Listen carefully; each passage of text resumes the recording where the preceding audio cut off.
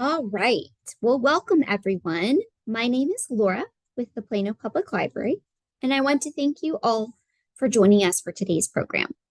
Please note, your microphone and video have been turned off. If you have any questions, you can type them into the chat. Smitha will be monitoring the chat to assist you with any issues and bring questions to my attention. We will also be sure to leave time for questions at the end. I have a few housekeeping reminders that we would like to share with everyone. Note that this program is being recorded and will be made available on the Plano Public Library YouTube page for later viewing. Soliciting business or selling merchandise during library virtual programs is prohibited. Please show respect for our presenters and one another throughout the program. Zoom provides live captioning. The option is available in the Zoom toolbar. And with our housekeeping out of the way, let's go ahead and get started. Welcome to Observing Nature's Rhythms.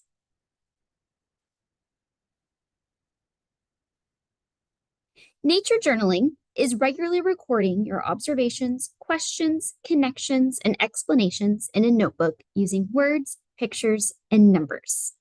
These records can be written or drawn. Artistic talent or a naturalist degree is not required. Nature journaling is for everyone, and there is no one way to do nature journaling. So you can see on the screen here a bunch of historic nature journals. They include Beatrix Potter up there in the upper right-hand corner. To the left is Jane Goodall. Next to Jane Goodall is William Clark from the Lewis and Clark expedition. And then at the bottom on the far right is Theodore Roosevelt's childhood nature journal. So it's something that a lot of people have done. Why nature journal? There are many benefits to nature journaling. Nature journaling is an active and dynamic activity which helps maintain your brain's neuroplasticity. Nature journaling gets you outside. Listening to the sounds of nature, such as bird songs and running water, has been shown to increase feelings of tranquility, reduce feelings of annoyance, stress, heart rate, and even pain. Forest bathing is rooted in the Japanese practice of Shinrin-yoku and is the practice of immersing yourself in the atmosphere of a forest. While the intent is to get you in touch with present moment experiences in a deep way, there are also health benefits to spending time in the woods. The stress hormone cortisol is reduced, and because forests have higher levels of oxygen than indoor environments, the oxygen-rich air you are breathing has a positive impact on the oxygen levels in your brain. Nature journaling encourages stewardship of our natural world by encouraging a strong relationship with nature. We will protect and preserve what we love. Nature journaling helps you develop observation skills because it encourages you to slow down and observe the world around you. As you observe the everyday world around you, you give yourself space for wonder to bloom and to rediscover the thrill of science, something that often gets treated as though it only belongs in childhood. Nature journaling helps you to unplug from technology. The blue light that is emitted by smartphones and other screens can disrupt your circadian rhythms and make sleep difficult. Limiting your exposure to blue light can help to mitigate the effect it has on your sleep. And nature journaling gives you a reason to slow down and appreciate the day to its fullest. So with that in mind, let's take a look at nature journal supplies. What you use for your nature journal is completely up to you. Something to always keep in mind, though, is that you will most likely be working on your nature journal in nature. So make sure whatever you choose is easy to transport and is usable in the outdoors. So let's look at some general basics. First up, the notebook. If you are just starting out, you don't need a bound notebook. You can use loose leaf paper and a hard surface, like a book or a clipboard, until you figure out what you want in a notebook. Things to consider when you are picking out your notebook. Size. Don't get one that is so small that it limits what you want to put in it, but at the same time, be mindful that you don't want one so large it is difficult to take places with you. Paper. Smooth paper is good for pens, while slightly textured paper is good for pencils, colored pencils, and watercolor. And do you want blank pages, a grid, a dot grid, or ruled? And think about binding. A spiral bound notebook is inexpensive, but it can cause the pages to rub against each other and smudge what you have drawn or written. The pages pull out easily. Sewn binding holds up to field work better, but do cost more. What about your writing utensils? Do you prefer a pencil or a pen? If you prefer pencils, do you like mechanical pencils? Then you may need to bring extra lead. If you like a wooden pencil, you will want to bring extra or a pencil sharpener in the event that it breaks. Now, if you prefer pens, do you want felt tip or ballpoint pens? I always like to use pens with archival ink, which is ink that is designed to be resistant to weathering and fading. This will ensure your writing is preserved for years to come. And drawing materials. Again, what you choose depends on your personal preference. Popular choices include pen and ink, colored pencils, watercolor, or watercolor pencils. These are colored pencils that after water is applied to the drawing, the pigments dissolve and create a watercolor-like paint. Or mixed media. You can pick and choose between the different options. So now that we've talked about pulling together your nature journal supplies, what are you going to record? What you record in your journal is entirely up to you. What are your interests? Birds, wildflowers, clouds? Follow your interest and see where they take you. If you're unsure how to start, award-winning naturalist, educator, and artist John Muir Laws suggests the prompts I notice, I wonder, and it reminds me of to help focus your observations and inquiry. Rachel Carson's recommends to ask yourself, what if I had never seen this before? What if I knew I would never see it again? As a way to open your eyes to the unnoticed beauty around you. So popular things that are often included with recorded observations are the date and time, sunrise and sunset, the place, the weather.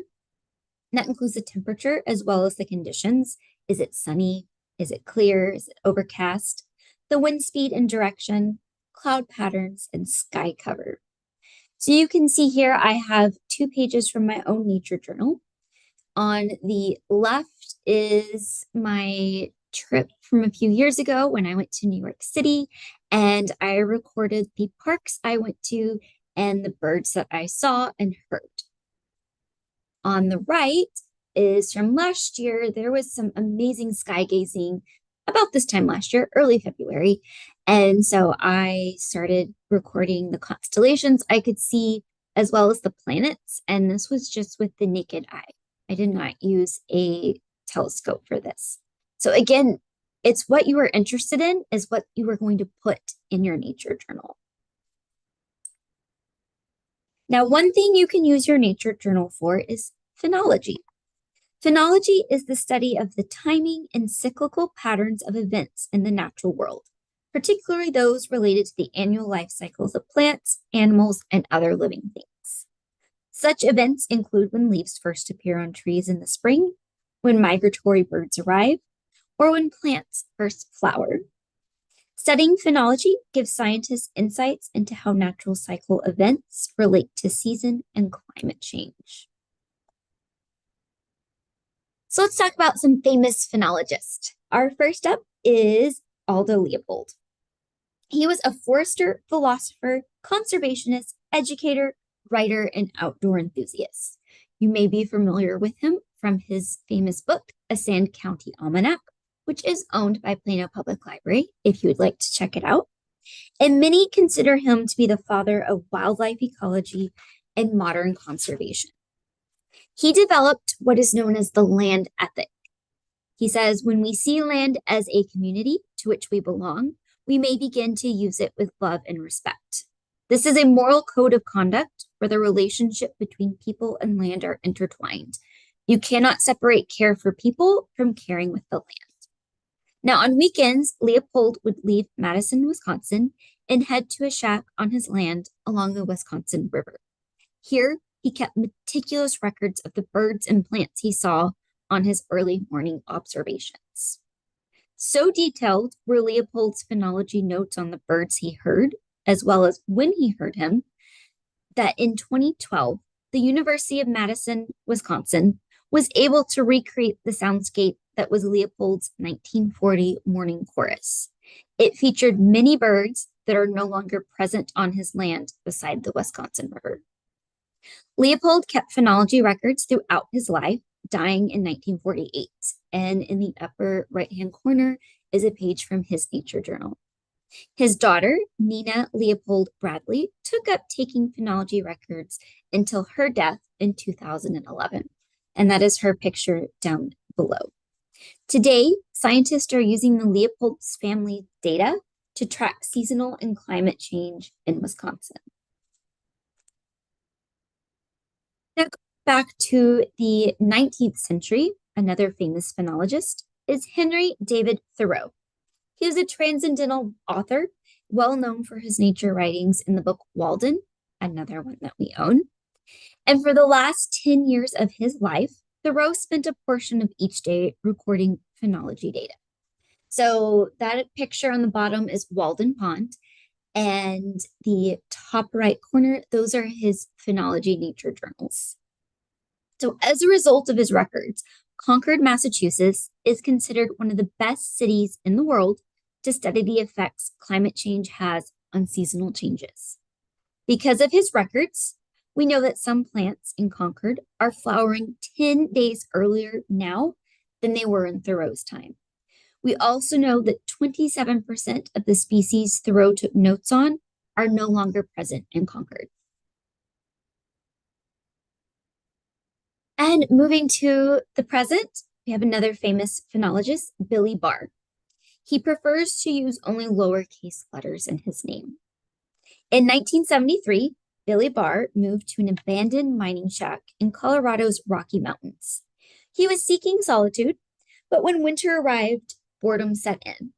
To keep himself busy, he started keeping twice daily records of weather, including the rain or snowfall levels, animal tracks he saw, and when birds returned in a notebook.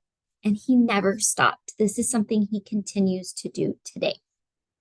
Many call him the snow guardian because his decades worth of data on snowfall show that over the past 40 years, snowpacks in the Colorado Rockies are arriving later in the season and is melting earlier. There are more recorded record highs throughout winter.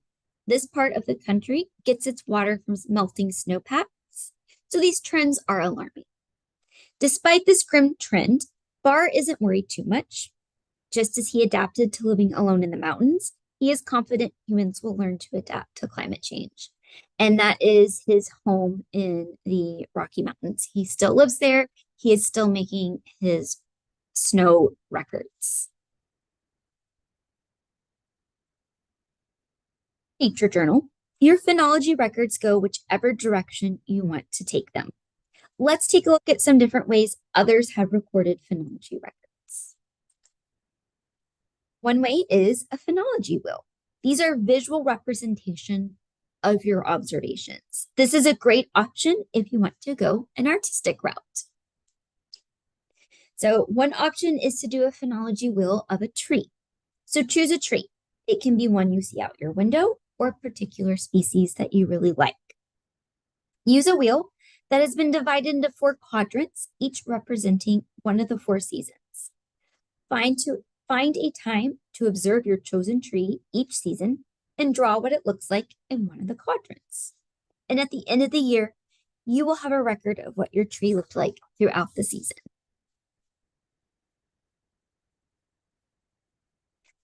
Phenology wheels, sit spots.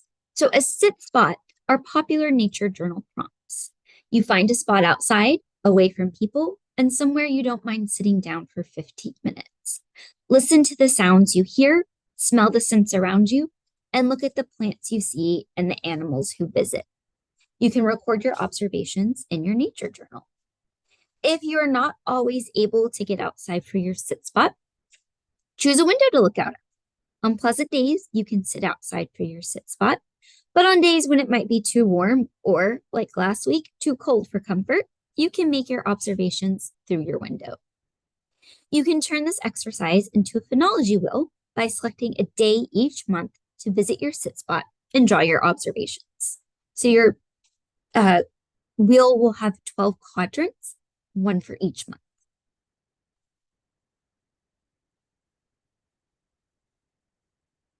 Nature moments. Using a phenology wheel with 12 quadrants, draw a nature moment for each month. Did a rare bird visit your feeder? Was your favorite flower particularly plentiful? Maybe there was a notable celestial event like a supermoon or a meteor shower. Weather events can be added as well, such as heavy rains or, as we're too familiar with from last week, ice storms. Alternatively, your nature moment can be anything that catches your eye or makes you happy. And so this is mine from last year. I don't have an updated picture, but you can see in January of last year, I had a owl fly across my path when I was visiting Oak Point. February, as I mentioned earlier, was a great month for stargazing. So I drew, I believe that is the constellation Gemini with Mars is the red one. And then in March, I saw my first pelican at White Rock Lake. And I also have the average temperature high and low. And then a phenology wheel as a phenology record. These monthly records are visual representation of daily weather phenomena. This is my preferred phenology wheel. Each quadrant represents a day of the month. Now, I include a lunar calendar on the outer ring. I refer to the lunar calendar in each issue of Astronomy magazine, which is available through Libby for those card holders with digital access. And this way, my calendar is correct. I include the day's highest and lowest temperature. You can look these up on weather websites. There's also the website timeanddate.com that you can get a lot of data from. And if you have your own weather station, you can use it for your temperature readings. I like to assign different colors to temperature ranges. This helps me see temperature trends at a glance. I do a quick drawing of the day's weather. Was it sunny, cloudy, partly cloudy, rainy, stormy, snow? And in the center, I write the name of the moon's full, or that month's full moon. For example, in North America, the full moon in May is often referred to as the flower moon. But these records are yours, so you can add or remove whatever you wish. And you can see this is March of 2024 compared to March of 2025. And something I've noticed the past few years as I have done these, there are trends. The weather tends to be fairly similar from month to month. There might be a day or two where it is way off, but for the most part, we can expect about the same weather every year. Now, a phenology table is a little different. They are used to record observations of a particular event. What you observe is completely up to you. So let's take a look at a few examples. Phenology first. Select seasonal events of interest to you and record the first time you observe it. This could be when the first leaves appear on your favorite tree, when the first freeze of winter occurs, or when an oak drops its acorns. You can record an event throughout the years on a single table, or you can do a yearly table of multiple events. Play around with different styles until you find what works best for you. So this is a snapshot of what I like to do is record the first and last 100-degree day of the year, as well as how many days above 100 there are. So you can see this is for 2023 and 2024. And our first 100-degree day was about the same, but they went much longer in 2023 than they did in 2024.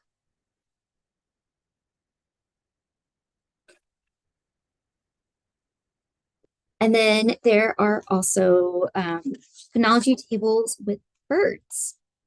So I love birds. I feed birds. I go bird watching. So I mark my seasons by bird visitors to my yard. Each summer, a common nighthawk takes up residence in my neighborhood. I can hear his calls at night, and in the late summer, Mississippi kites ride thermals above my house as they prepare to migrate south. I know when the dark-eyed juncos show up, it will begin to get cold, but when the cedar waxwings arrive, winter has truly set in. When the chipping sparrows show up, spring migration has begun, and soon the juncos will leave, but the chimney swifts will return. I like to keep track of their comings and goings so I can compare things year to year. As someone who does not enjoy winter, knowing when my spring and summer visitors can be expected to arrive is a little bright light at the end of a cold tunnel. So I make a table for each bird and include the first time I see and hear them, as well as the last. And you can do this as a yearly table. You don't have to break it down by bird, but you can see here I have a page for my dark-eyed juncos, as well as my white-throated sparrows.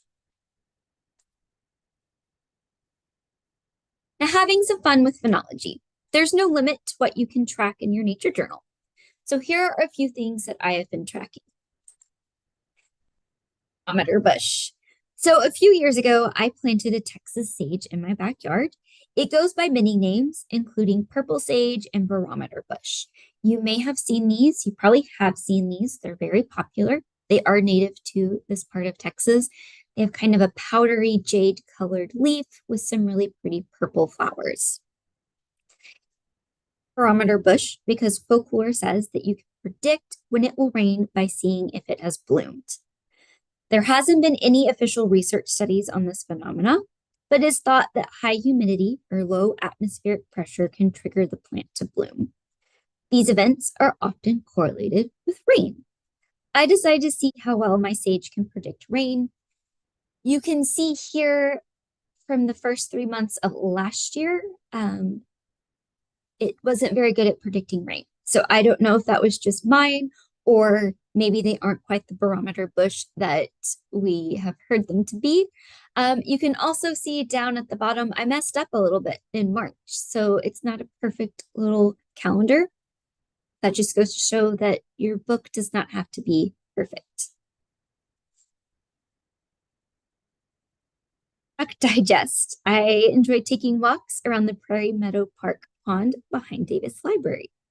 Mallards are there all year long, but in winter, ring-necked ducks, lesser scalps, and piebill grebes show up. And this year we have had widgeons as well. We've even had some black-bellied whistling ducks in the past.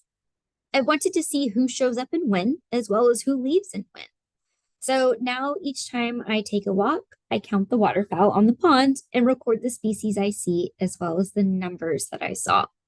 I call this the Davis Duck Digest because, as you've probably noticed with some of the title slides, I love an alliteration. It is not a thorough survey, though, since I am not there every single day, and because I typically only take walks when it's pleasant. As I mentioned before, I don't like the cold. So even my nature journal can't get me outside on cold days. So I could not tell you who was here last week because I did not go outside last week. Now you can also nature journal for science. So far, we've talked about doing phenology charts and wheels for your own enjoyment. If you want to take it a step farther, there are ways we can contribute to citizen science with phenology. Citizen science is a collaboration between scientists and people who are curious or concerned about the world around them and are motivated to make a difference. The data collected by citizen scientists help professional scientists come to very real conclusions. Citizen science results in rigorous, reliable, and trusted science. So we're going to talk about a few apps that you can download that you can use to record phenology. The first is Budburst. Budburst is a national network of citizen scientists monitoring plants as the seasons change. It seeks to understand how plants and ecosystems respond to environmental changes. In its phenology and climate projects, you can observe plants going through seasonal changes. Plant life cycle changes are called phenophases and typically include leafing, flowering, and fruiting phases, as well as a change in the leaf color. Observations can be made in spring, summer, fall, and winter, and they give insights into how plant species and ecosystems respond to change in climate locally, regionally, or nationally. And all you need is a smartphone. The app is free to download. All data contributions are valuable, so the time that you invest is up to you. You can pick just one plant and observe it over a single season or over several years. You can also enjoy multiple plants and even report on one plant for just a day, which you can see I did with a spring summer wildflower, a pink lady. That was outside the door here at Davis. Tree Snap. This is another free app. Our nation's forests are under threat from invasive diseases and pests. While scientists are trying to understand what it is that allows some trees to survive while others do not, they need help. To do this, they need healthy, resilient trees to study. So to participate, you'll record the location and health of a particular tree species of interest. These species include ash, elm, hemlock, chestnut, and white oak. Again, all you need is a smartphone, as the app is free. But because the project focuses only on certain species of tree, you will need to become somewhat familiar with identifying trees in order to participate. If that is something you're interested in, give us just a moment. We'll talk about how you can increase your tree knowledge. And then there's Nature's Notebook. This project is from the USA National Phenology Network. You'll select a plant or an animal, it can be more than one, in your yard or another outdoor place that you enjoy visiting. This will be a personal site where you will go to make your observations. I chose my American beautyberry to observe in my backyard. Whatever you choose, there will be a species profile that will share information about the organism. This will guide you in your observations. For example, for my American beautyberry, each time I do an observation, I will make note of how many breaking leaf buds I count, what percentage of the potential canopy space is full of leaves, what percentage of the leaves are full size, what percentage of the potential canopy space has non-green leaf cover, how many flowers and flower buds I count, how many fruits are present, what percentage of the fruit is ripe, and how many mature fruits have dropped seeds. So there is a website as well as an app. You can use both to submit your observations. And again, the app is free. And I like to record my observations in my nature journal as well.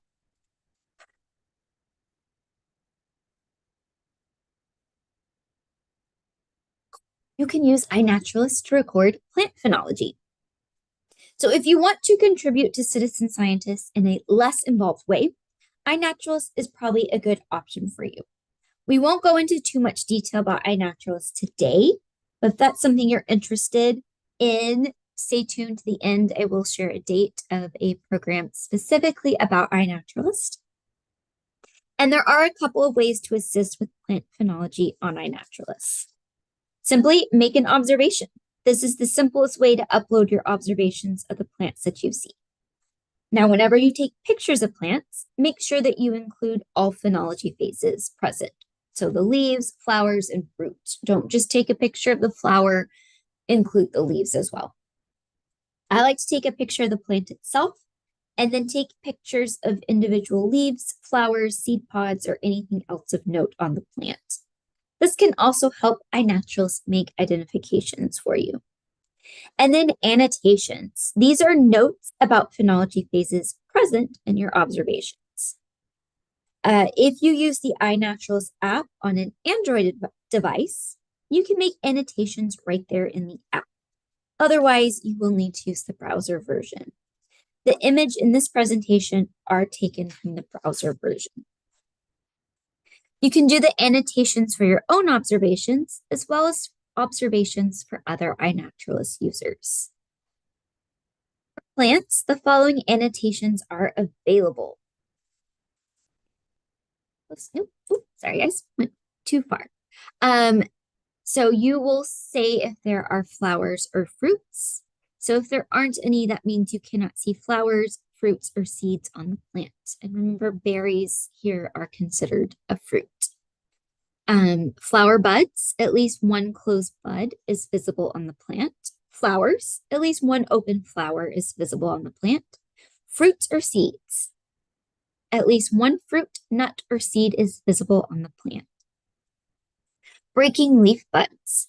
You can see at least one bud with its first new leaf or needle not yet fully unfolded.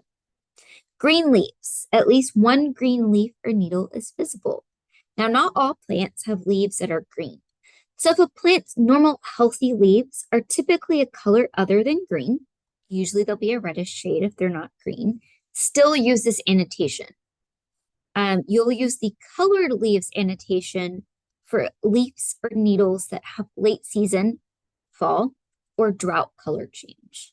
And then no live leaves. If there are leaves still attached to the plant, but they are not breaking buds, green leaves or colored leaves, this is the one you're going to choose. So sometimes a plant will still have a dead leaf attached to it. If that's the case, you will say no live leaves. Whatever you're annotating, try to get pictures of it.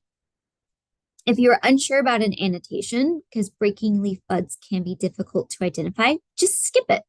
Another iNaturalist user may be better able to identify it for you.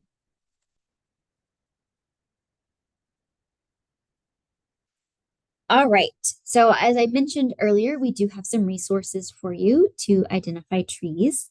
The Plano Public Library offers STEAM kits for checkout. STEAM kits are all-in-one educational resources for children, teens, and adults. Each kit focuses on one area of science, technology, engineering, art, or mathematics. So here are some kits you can use in your nature observations. Under each picture is the phrase to search for in our catalog to bring the kit up and place a hold on it if you wish. So if you drop adult trees into the search bar on our catalog, our adult tree kit will show up. Now, the adult trees explore trees and learn to identify the ones around you. This kit includes flashcards for tree recognition, as well as a field guide to trees. Next up is our adult birdwatching kit. You can learn what birding is and apply it to understanding bird behavior and regional habitats. This kit includes several guides to birdwatching, as well as a pair of binoculars. It also includes a map of Plano parks and trails. So if you are interested in getting out and exploring what Plano has to offer for the outdoors, map is a great resource. Now, the elementary night sky, please don't be thrown off because it says elementary in the title. It is geared towards elementary aged children, books especially, but the binoculars and telescope are usable by all ages. The binoculars themselves are actually astro binoculars. They allow for maximum image brightness and low light. So that means you can use them at night. And they have long range conditions as well. And the telescope is perfect for beginners. It is portable and lightweight. And then there is also adult cloud spotting. So if clouds are more your speed, this allows you to explore the science and beauty of clouds. And this kit includes cloud identification handbooks and flashcards for cloud recognition.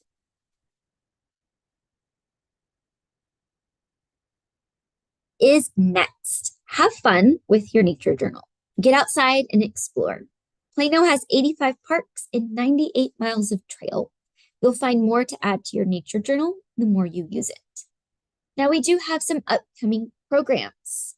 We have another virtual program, Be a Citizen Scientist, eBird, February 23rd at 6:30. This is also a Monday evening, and this talks about the app eBird that will help you use your birding to help scientists.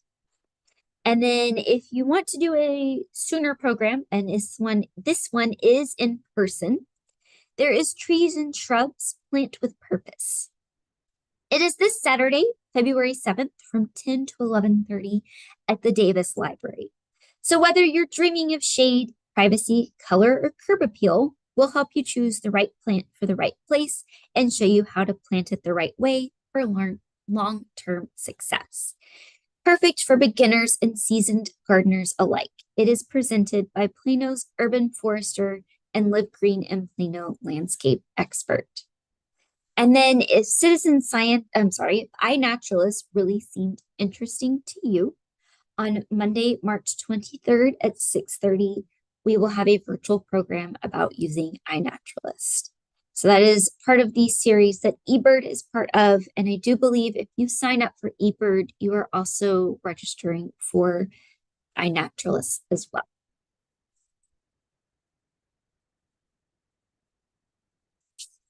All right, well, that is all that I have for you. We'll pause for a moment or two to see if you have any questions.